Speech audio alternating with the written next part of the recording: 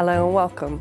I'm Joy Macknight, editor of The Banker, and with me in the studio is Vivek Ramachandran, who's head of global trade and receivables finance at HSBC, to talk about supply chain sustainability and digitising trade finance. Vivek, thanks for joining me. Hi, Joy. So congratulations on your newish appointment, and also coming back to the HSBC fold, because previously you were CEO of Sarai, which was a HSBC venture, but really focused on the supply chain. So it's really interesting to hear your insights into what you think are the big challenges for supply chains today. The world has changed a lot in the last few years.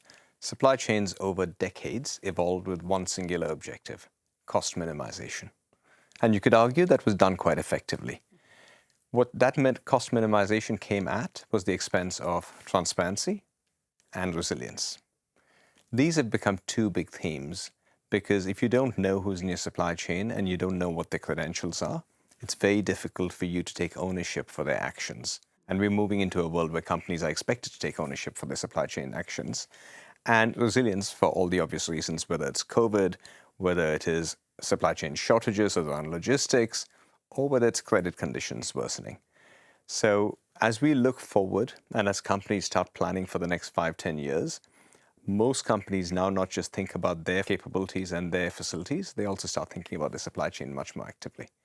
You touched on it there, which is all around resiliency, and obviously that's a big topic right now. How can corporates build more resiliency into their supply chains? Very simple. 3 things. Provide more certainty to your suppliers. Extend your capabilities, whether it's creditworthiness, whether it is relationships to them. And thirdly, prepare for scenarios. So just in case instead of just in time has become a big mantra. But from a supplier perspective, I want to have certainty of orders as early as possible. I want to have long-term commitment. And ideally, I want financing quicker and earlier in the production cycle. Now, thankfully, you can do all of that today. You don't need futuristic tech. You don't need new developments. You have banks that can help you do that. You have the technology to help you do that. But of course, sustainability is another big topic. Yes. How can corporates really, again, embed sustainability, or how are they addressing the sustainability challenges? Corporates today, broadly at the cost of oversimplification, fall into 2 buckets.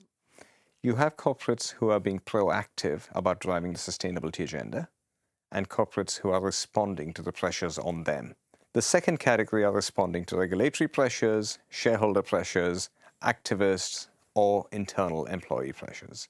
But I'll focus on the first one, which is typically it's going to be the early adopters who are going to shape our world. These companies are doing it by, firstly, getting data. The average large corporate does not know who's in their supply chain beyond Tier 1 and Tier 2.